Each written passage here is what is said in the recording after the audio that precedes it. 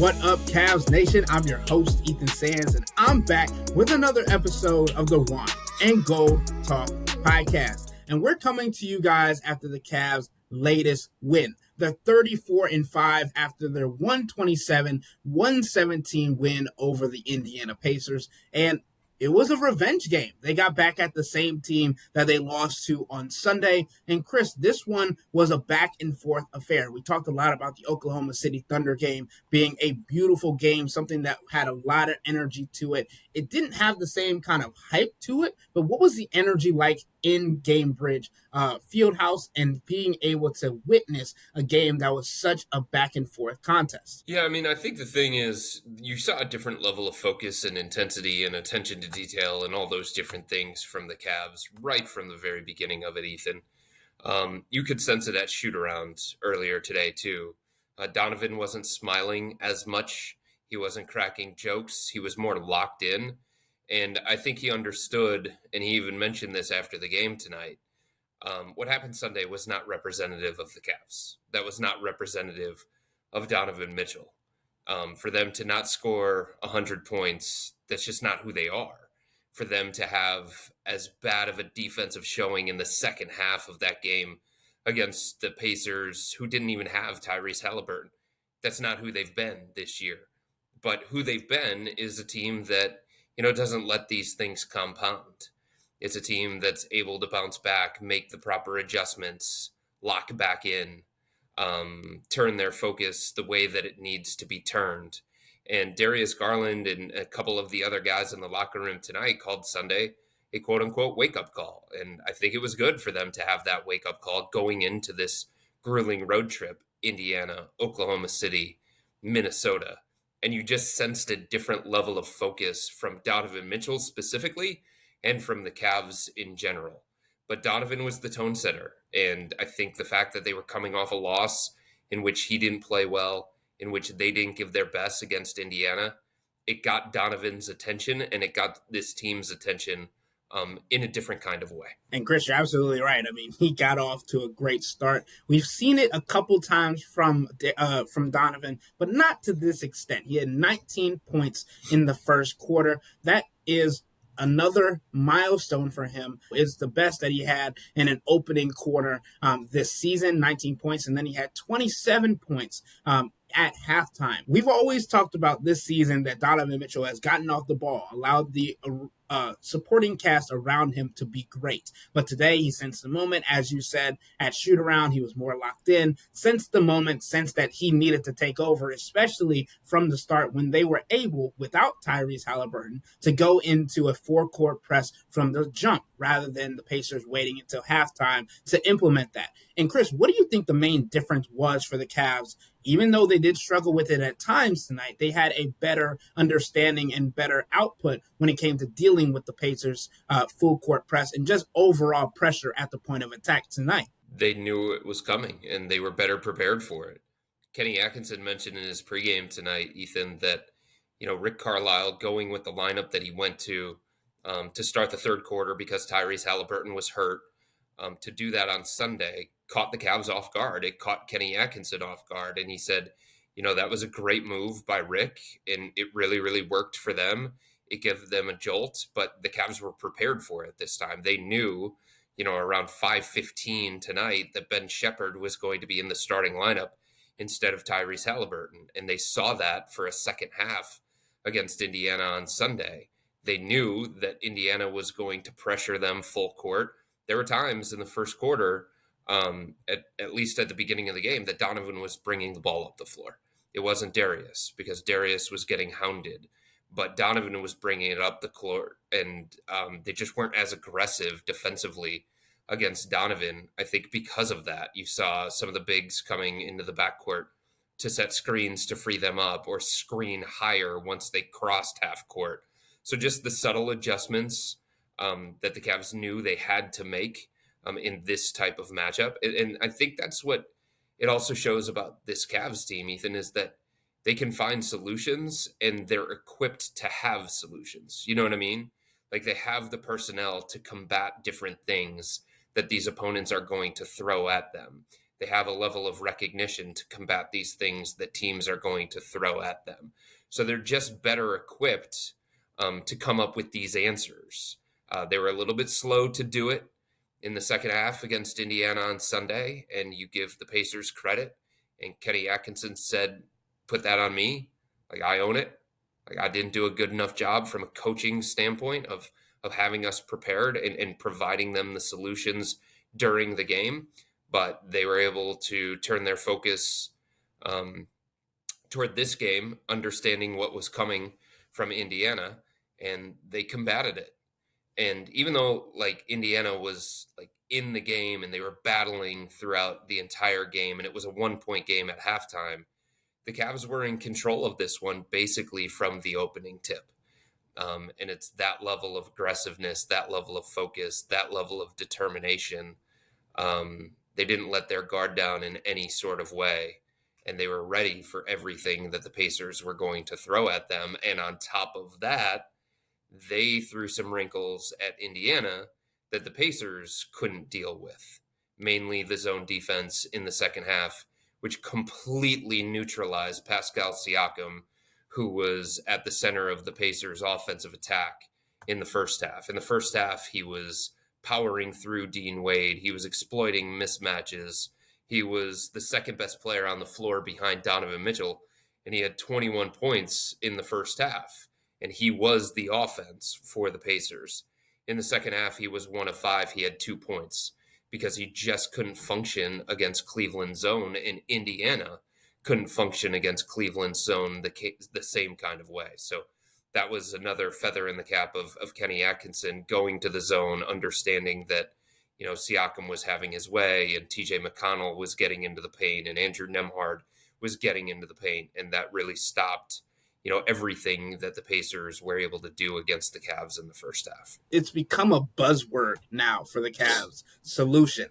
Like what Kenny Atkinson has been able to do on a game-to-game basis, but also in-game, mid-game, being able to make adjustments on the fly. And we talked about that as a big portion, not only of this Indiana Pacers 2-game series where they played at home and road, but also the Oklahoma City Thunder series where they played each other or are going to play each other for the second time in almost like a week. In 6 days, I believe it was. So I think it's definitely interesting to see how Kenny Atkinson has been able to make adjustments, but also game to game, which we've wanted to see, especially with playing teams very close together. It's a lot like a playoff series, and he's mentioned that. Rick Carlisle's mentioned that, and I think it's definitely interesting. But when I was mentioning earlier, when I said it was a back and forth affair, it was an affair of runs. Like both teams were able to go to each other's scoring options, or there were just possessions where they were literally going back and forth up the court without anybody being able to get a stop or without anybody being able to put the ball in the basket. But you're right. I mean, Indiana led the game for just 11 seconds. It's just notable what the Cavs have been able to exploit in other teams. And obviously, you mentioned the zone, and I think it's really important to mention that Max Strus was a main part of that and able to not only implement himself into something that we learned earlier in the season he was helping install, but I feel like it allowed him to be comfortable on the floor in a defense where he was up against mismatches with Pascal Siakam at times. And obviously we have to also mention Pascal was making tough shots in the first half. He was really, really good and a lot of fun to watch. But for the Cavs' perspective, having Max Strus and Dean Wade and Evan Mobley majority of the time as the 5-man in those zone lineups, being able to neutralize Pascal was huge. And then you saw Max Strus be able to get out into transition and get a few buckets. And we know how, even though he might say that making shots doesn't give him confidence, making shots gives anybody confidence, Chris. The other guy at the top of the zone is Karis LeVert, and his activity, his energy, his quickness, his hands, his ability to disrupt and get into the passing lanes, his ability to just recover as quickly as he can because he is so quick, because he is so fast, because he is so athletic. Having him at the top of the zone is a really good thing for the Cavs as well. And a couple of different guys brought that up when they were talking about the effectiveness of their zone. But look, this is going to be a staple for the Cavs moving forward. It's going to be a staple of their defense. They're going to try different things. They're going to try and be as unpredictable on the defensive end as they are on the offensive end. And they're going to have, a bunch of different things that they can go to depending on a matchup in a playoff series, depending on the opponent in a playoff series. And they have learned throughout the course of this season that the zone is an effective weapon for them. They are the third most zone heavy team in the entire NBA, behind Miami and Philadelphia. So it's not just something that Kenny Atkinson throws out there against Indiana just randomly, right? This is part of who the Cavs are. They don't use it as much as Miami. Miami leads the league in zone possessions by a wide margin. But it's part of the Cavs' DNA on the defensive end of the floor. They like their man-to-man. They like their switching. They've gone to a box and one. They've done a triangle and two this year. But they also do zone, the third heaviest zone team in the NBA. And if it's going to continue to be effective the way that it was tonight against Indiana, the way that it has been in the past against Oklahoma City, the way that it worked against Boston at various points, that's going to be a coup for this defense because it takes the opposing offense out of rhythm. It makes them really, really uncomfortable. And not everybody has the personnel to attack a zone the same kind of way. And Indiana just didn't have the personnel capable of attacking the zone the way that they needed to. Part of it was they didn't have Tyrese Halliburton. But they were flashing Andrew Nembhard to the free throw line. They were flashing Pascal Siakam to the free throw line. They were flashing Miles Turner to the free throw. They were trying a bunch of different things to combat Cleveland's zone. But when they went to it in the third quarter, this game again, just like Sunday's, was decided in the third quarter. And it wasn't plus 19 for the Pacers this time. It was plus 10 in favor of the Cavs. And they held Indiana under 30 points in that quarter. They held Indiana under 30 points in both quarters in the second half when the Cavs leaned on the zone more frequently. So to have this as like another thing that they can go to and be effective with it is a really, really important thing for the future of the Cavs. My favorite thing about the second half, obviously the third quarter, which I'll touch on some stats about that in a second, but not only being able to reverse the script or flip the script that Kenny Atkinson had from the previous game and saying, oh, we got caught off guard in the second half and saying, oh, we're going to catch them off guard with this zone, but also understanding the personnel that they have that you mentioned, like Tyrese Halliburton being out allows the Pacers to play a different style of defense that helps them attack at the point of attack, to be more long, more lengthy, more in the passing lanes and more disruptive. But it also takes away one of their best scorers. When you talk about how the three-point line can be a weapon against the zone depending on how the ball is moving, and they didn't have one of their best three-point shooters and someone that can disrupt that on the offensive end, that's the different caveat that you have. So, I again, a feather in the cap of Kenny Atkinson, realizing that this is a situation where you can utilize a certain lineup and a certain scheme, but also understanding that in a different series, which he talked about in a press conference the other day, like sometimes there are going to be players that are out, and that doesn't mean anything to the next game if you don't play them right next to it. Because if you don't have the same information or the same players, you have to go with a different lineup. You have to go with a different scheme, a different rotation, all those other things.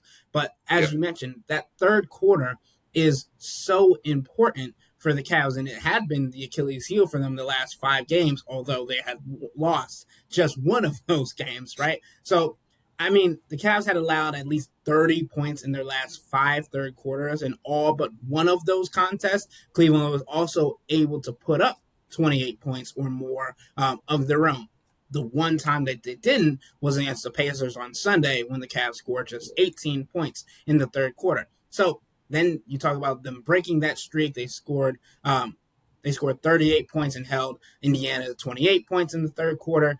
And before today's game, they had lost their last 5 third quarters, right? So I definitely think it's interesting to see the change. And Kenny Atkinson had talked after the game that maybe he just needed to give better halftime speeches. Chris, did you ask about if he gave a different speech than he's used to giving at the break?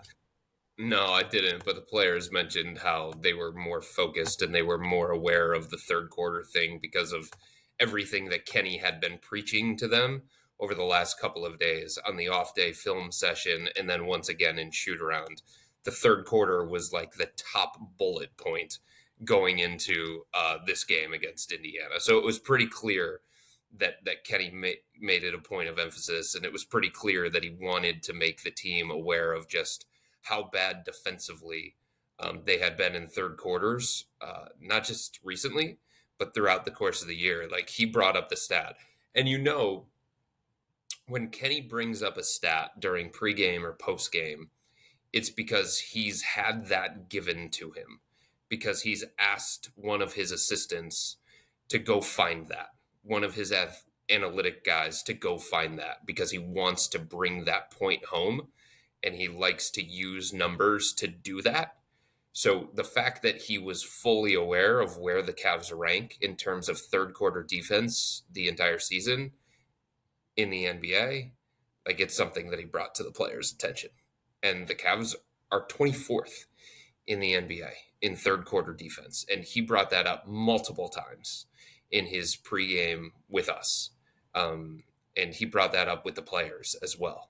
So it's not a surprise to me. Like, this is what the Cavs do. They respond, right? They respond to Kenny. They respond to quote unquote adversity. They don't allow losses to fester. They make the adjustments that they need to make. But when they put their mind to fixing something, they go and fix it. And it's not a surprise to me that they made sure that they played the third quarter the way that they did tonight, on the heels of what happened Sunday, on the heels of everything that Kenny talked to them about in the last couple of days leading up to tonight's game. Because that's just what they do. They have responded to Kenny. They have bought into Kenny fully. And it's happened every single time there's any kind of slippage or any kind of blip. Like, remember earlier this year when we were talking about the funk that they were in defensively, and, where did the Cavs' defensive identity go, and why are they one of the worst inconsistent defenses in the NBA of like the top tier defenses? And then what happened? They figured it out. They made the adjustments. They stopped the quote unquote slippage, and they once again jumped back into the top 10 in terms of overall defensive rating, because that's what they do. They can't, like, who was it? One of the players said it perfectly. Kenny Atkinson is a problem solver. He's not a problem announcer. And they constantly solve problems together as a cohesive unit. And they were great in the third quarter, and that's ultimately what won them the game. Chris, there goes that buzzword again, right? Solutions. Like, that is what Kenny Atkinson has continued to bring to the table this season. It didn't matter that Ty Jerome was out, and he might have been the perfect solution to solving the problem on Sunday, because he has the steady hand that we have all become accustomed to run the pace of the offense how he desires, not exactly how the defense wants them to run. And that's also a part of what Indiana Pacers head coach Rick Carlisle said during the game on the TNT broadcast. He was like, we are doing what we want on the defensive end. We are making them speed out and then pushing the ball back at them. So we need to do that. And then Donovan was being guarded by arguably one of their better defenders in Nembhard at the end of the game, because that was the matchup that they wanted. Carlisle literally said, all right, you have Donovan. Everybody else will figure it out. And then we talk about one of the most clutch players of the season, Darius Garland, who didn't have the best game coming into the fourth quarter, but then he dropped 13 of his 24 points in the fourth quarter. And he's still one of the best offensive players in the fourth quarter, right? When you talk about guys that have played at least 10 games in the clutch, his offensive rating, 154.5. Chris. Like, it's outlandish. It doesn't make sense. Caris LeVert has a plus minus of 71.5 in those minutes too. So like or not plus minus, sorry, a net rating of 71.5 in those minutes. So to be able to see Donovan Mitchell take over the first quarter, the first half, albeit, and then say Darius Garland, hey, Donovan's going to get guarded by their top defender, or in their eyes, their top defender. We need you to pick up your productivity, your efficiency, all these other things. And him being able to do that and lead them in the fourth quarter and kind of stretch out the lead enough so that they can put the reserves in. That's who Darius has become. And it's a narrative that he's changing. And we've talked a lot about reputation on this podcast, but coming into the season, he wasn't known for closing games. It was actually the opposite. And now he's gotten to the point where he's earning the conversation of being placed in the clutch player of the year conversation. And Chris, I know he had something happen during the game. I don't want to speculate, but he was getting looked at on the sideline by Steve Spiro, and it looked like a knee injury. It looked like something to do with that area of his body after he slipped. Do you have anything more on that situation as well? He was fine. No treatment, no ice around his knee, and he scored 13 points in the fourth quarter. So he was fine. He said there's nothing to worry about. It was just something that was bothering him throughout the course of the game. And I think the other important point about all of this, and you're right, Darius in the fourth quarter, and I don't know that the Cavs envisioned this specific thing or this specific blueprint, but it was Donovan in the first half, it was Evan Mobley in the third quarter, and it was Darius Garland in the fourth quarter. So, like, their three most important players, and again, this is no disrespect to Jared Allen, but he is the fourth member of the core four. I think everybody understands that, just like Kevin Love was the third member of the big three during the golden era of Cavs basketball. The three most important players for the Cavs, like, all had stretches of dominance where they picked up the scoring slack, where they overwhelmed the opponent, where they attacked a specific mismatch that they had. And I thought the beauty of the fourth quarter for Darius Garland is that Donovan and Darius were playing off of each other. Donovan was still involved he wasn't the finisher. He wasn't the guy making the shots, but he was still involved in the actions. He was still a threat. He was still somebody that the defense had to worry about. And Kenny Atkinson mentioned it post-game. There was a play down the stretch late in the fourth quarter where it was a two-man action between Donovan and Darius, and Donovan set a ghost screen for the reason of not that he wanted to get the ball, because he knew that, if he slipped that screen, that the defenders were going to go with him. So the entire intention of that play was to draw attention, take it away from Darius so that he could get a step on his defender and finish in the lane. And that's exactly what happened. Donovan set the screen. It was a ghost screen. He slipped, the defenders went to him, and Darius attacked off the dribble. It was entirely designed for Darius to get downhill and finish in the lane. And it's that sort of thing that can make the Cavs so dangerous. Pick your poison. Are you going to go with Donovan Mitchell, or are you going to try and stay in front of Darius?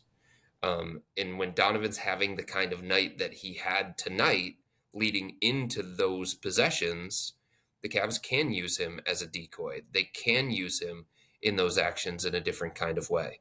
And Donovan is willing to be used as a decoy. And Donovan is selfless enough to be used as a decoy, because the only thing that matters to him is that they win games. And Donovan talked about it after the game that, him and Darius, their first year together, they were trying to figure it out. They were starting to figure it out, how to best play off of each other. Last year, he said it didn't go very well for a variety of reasons, but they're really getting it this year. They're playing so well off of each other, and they're learning, okay, what works for Darius? What works for Donovan? How is Donovan going to read a certain play? How is Darius going to read a certain play? Are they going to be on the same page?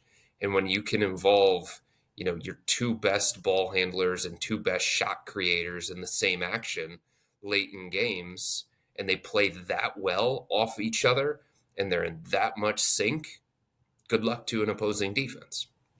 They're a dangerous duo, Chris, no doubt about it. And like you mentioned, being able to start with Donovan and then have him go on that kind of tear where you know you have to stay with him. Obviously, he's Donovan Mitchell, so he's going to have that kind of gravity anyway. But you put up 27 points in the first half, teams aren't going to care if you don't have that great of a third quarter. They're sticking with you in the fourth.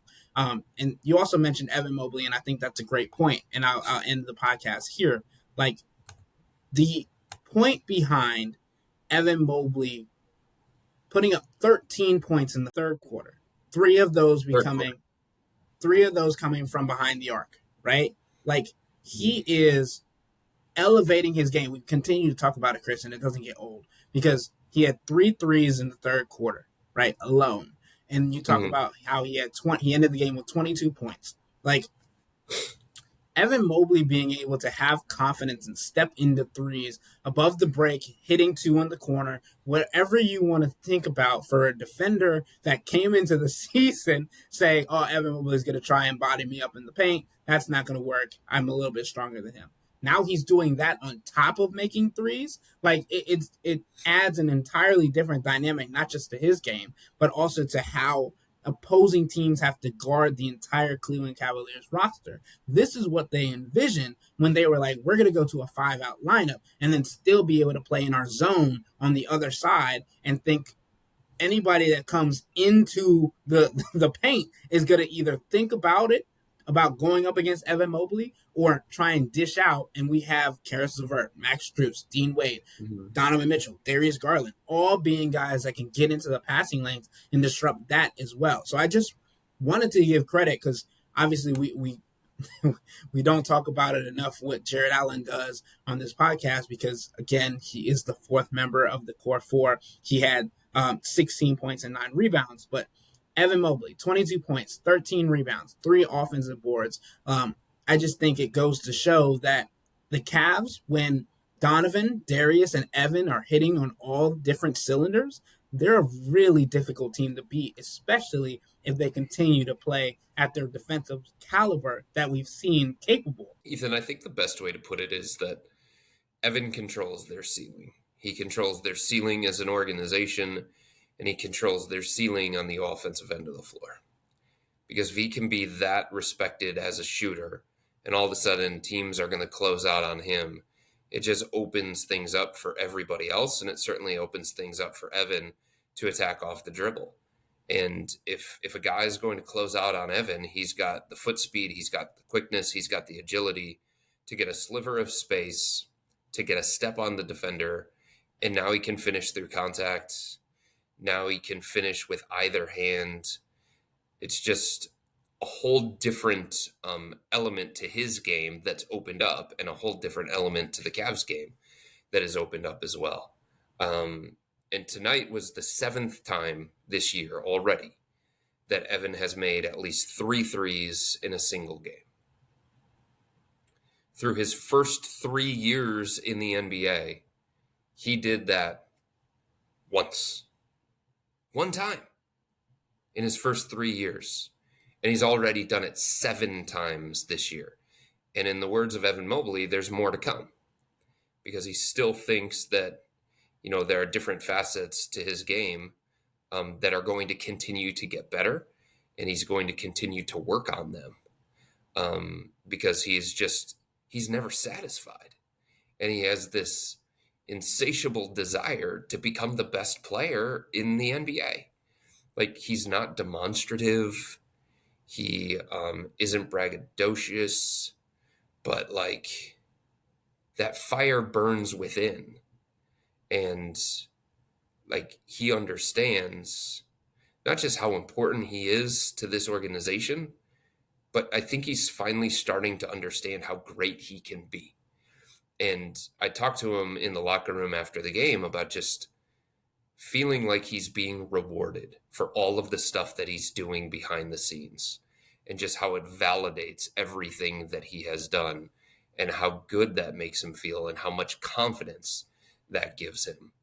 And you can tell, like, there is no hesitation when it comes to a 3-point shot. Like, yeah, sure, sometimes a defender is going to close out on him hard, and he's going to pump fake, and he's going to swing it, and then he's going to go down in the post. Like, that to me is not really an example of him passing up on a three in the same way that it has been in years past, that's like the defense closing out on him and kind of dictating what is the best thing for him to do from there. And instead of forcing the three, he feels like there's an advantage that the offense is getting by having that defender come out to the perimeter, close out hard, be out of position and stuff like that. So it's just something that creates a different ceiling for this Cavs offense when you can play with Evan Mobley at not full-time center, but like a lot of minutes at center, and have a 5-out lineup and have 5 guys on the floor all at the same time who can pass, dribble, and shoot, and him being the one that's guarded primarily by the biggest defender, the rim protector, and that guy being away from the rim. It's just a different element to this team, and Evan deserves all the credit in the world. And for him to, take his 3-point shooting to this level, where he has already had 7 games where he's made 3 or more threes in a game, like that's incredibly impressive. And he deserves a lot of credit for that level of growth in such, I would say, a short time, because like he certainly wasn't this in terms of confidence, in terms of decisiveness, and in terms of ability as a 3-point shooter last year.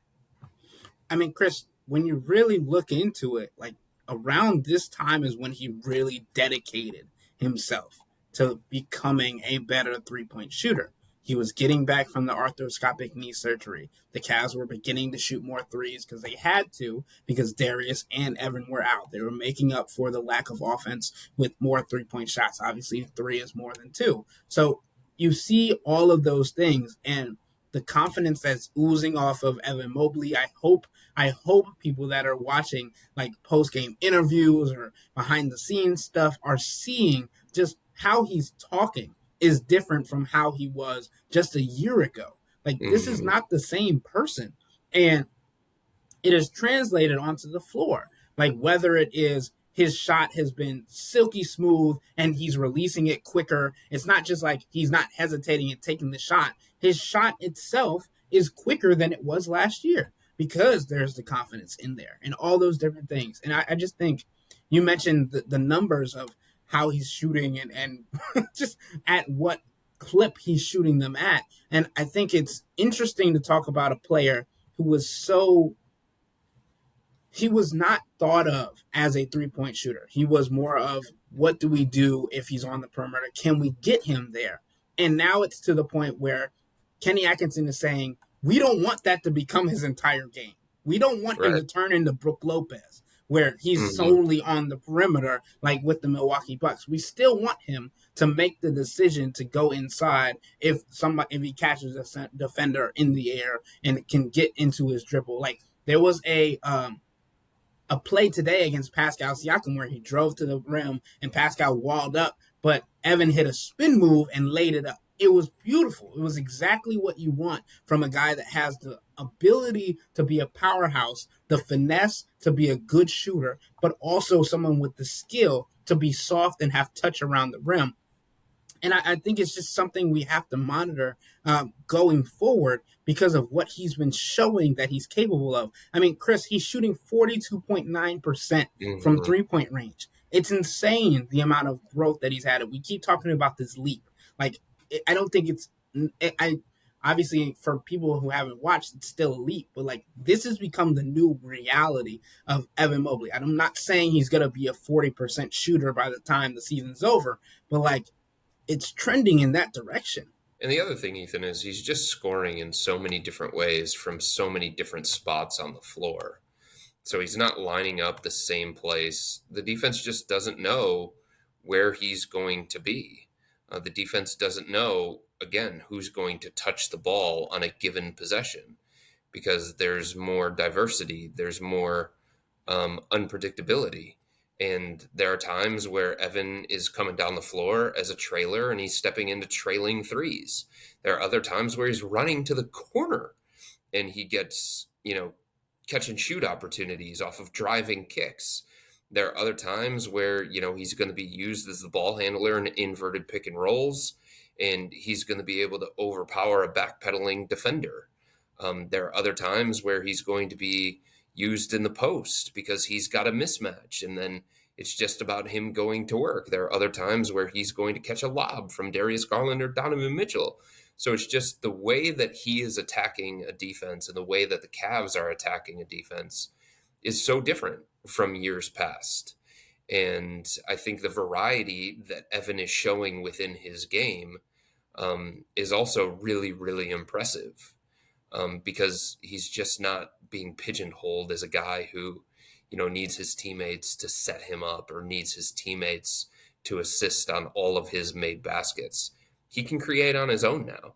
He can create off the dribble on his own now. He can create in the post on his own now. He can finish left-handed, right-handed. He can do turnaround fadeaways. He can do jump hooks. He can do layups. He can do dunks. He can do threes from the corner, threes above the break, threes top of the key. You know what I'm saying? Like, the things that he's showing offensively, I don't know, like, what the flaw is that people can point to now when it comes to Evan Mobley. For a couple of years, it was always, well, Evan Mobley can't do this, or Evan Mobley can't do this. And it's like that ignored, and that was disappointing because that ignored like all the things that he could do and all the things that made him special. But now when you're talking about Evan Mobley, what do you say he can't do? What can't he do? Nothing. I don't know that there's anything within the offense that he can't do or that he's not comfortable trying.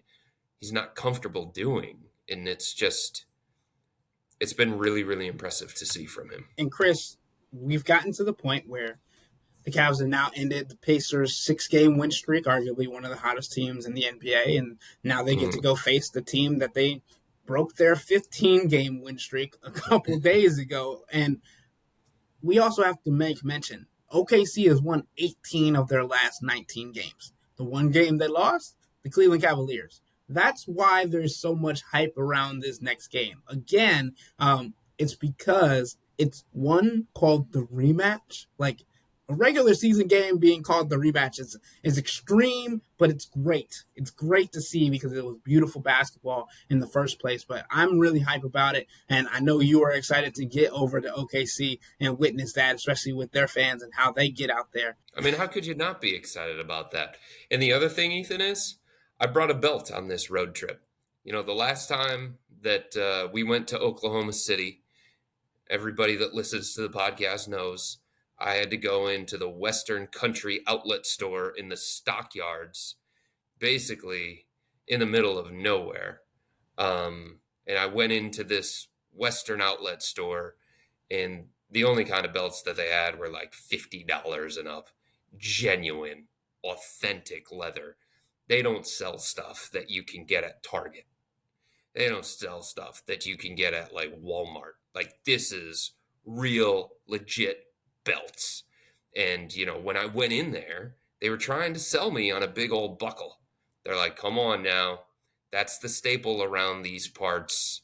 The big, flashy buckle. And I avoided it. I was like, you know what? I get it. But can you point me in the direction of your more normal belts, let's say? But then I looked at the price tag and I was like, $50? Like, what? Are you serious? But genuine, authentic leather. So I brought that specific belt with me on this trip because, like, I wanted to make use of it. It's not one that I always use. I have a bunch of belts that I kind of rotate. But, like, if I spent $50 on it last year because I forgot a belt, like, you better believe I'm going to try and get my money's worth and I'm going to make use of it. And now I can tell my wife that, we're not going to have a $50 charge plus tax from the sarsaparilla shop in the stockyards or whatever it is. So, that was a big talking point. Like, as Kenny Atkinson was coming into his pregame press conference, I was having that conversation. I was sharing that story with somebody, and he looked at me and he was like, what did you do now? Like, what did I just walk into? This just went off the rails before the press conference even started. And he was like, I should expect that with you by now. So Yeah, my belt and my purchase and me contemplating a big honking like eagle on my belt buckle. How cool would I look? Like that would be me, right? Like a big old eagle, a bald eagle, or an American flag or something. No, no, no, no. That wouldn't be me. I went into that store and I was as uncomfortable as I've ever been in any store in my entire life because there wasn't anything that I would wear in that store. I contemplated a cowboy hat just for fun, but like the one thing in that store that I would actually wear and purchase was a belt. So kudos to me for actually remembering to pack my belt this time. And I remembered underwear and I remembered socks. So, it's already a victory for me on this road trip. And I can't wait to get to Oklahoma City. It's going to be So a lot of fun. And that environment, it is one of the best environments in the entire NBA. I can't wait. so the Cavs are 1-0 on this road trip, and Chris is apparently 1-0 on this road Well, I'm trip. 3-0. Are you kidding me? Underwear, socks, belt. Did you I'm pack a notorious toothbrush? for getting. Did you pack a toothbrush, or did you go to the I did. hotel?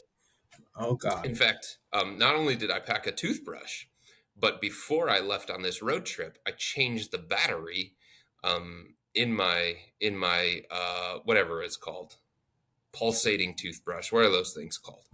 Sonicare. Mechanical No, toothbrush. it's a Sonicare. Sonicare. Yeah. Okay. You don't have one of the ones where you can just stick it on the charger. You have So one I with had one of batteries in it. those. I had one of those. It is somewhere in Phoenix from last year's road trip when I left like my travel bag that had my Sonicare $200, my cologne $80. It was like $500 worth of stuff. And I left it. I had to have left it in a hotel in Phoenix. But I called them immediately after, like 15 minutes after, when I realized, and they never found it. So I don't They know if never somebody do. took it. They never do, Chris. They never I know. do. Hotels never find that kind of stuff. So ever since then, when I come on these trips, I don't bring the actual Sonicare that goes on the charger. That's like the $200, the main Sonicare that you could get.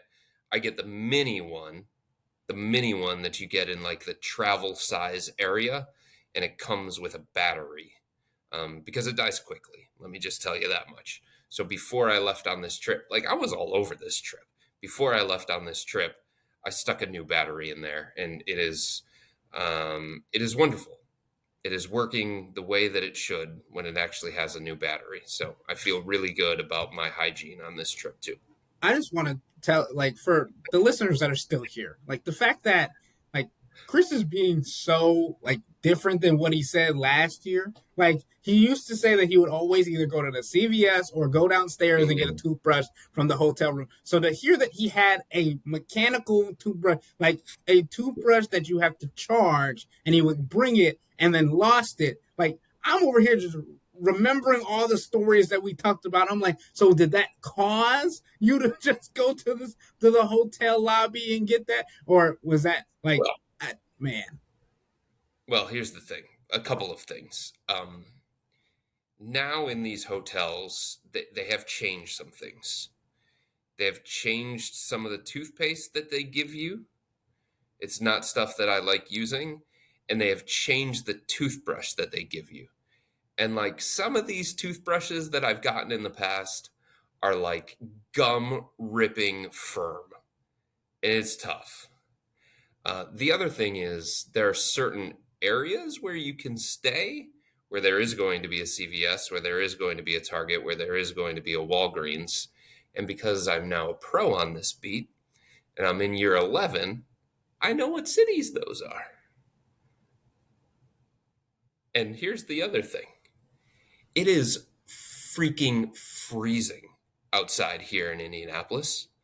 And the fewer times that I can go outside or to a store and walk to one, the better it's going to be for me. And it's the same thing in Minneapolis. So, And, the hotel in Oklahoma City is nowhere near one of those kinds of stores. So I kind of had to be on top of my game here to avoid, a dreadful, miserable experience of going outside when it's like -2 degrees in Minneapolis because I'm in search of socks or underwear, or I need to find a CVS or a Target to get a better toothbrush than the gum ripping ones that they have at some of these hotels. Like, those things are violent. Like, my teeth did not feel good after using some of those. So I don't know if they changed their provider. I don't know if they changed their partnership, but they aren't the same toothbrushes that they used to be. And I got that rude awakening toward the end of last season. So I had to reflect. I had to refocus. I had to do exactly what the Cavs did tonight going into their game against the Indiana Pacers. And that, my friends, is how you bring this thing back full circle. Thank you very much. All right, 10 years radio, Chris, there you go. And for the listeners that are still here, there's your first long-winded toothbrush / packing story with Chris Fedor. I hope you enjoyed it. More to come, especially as these road trips get longer and longer. This is just the first of this 3-game road trip.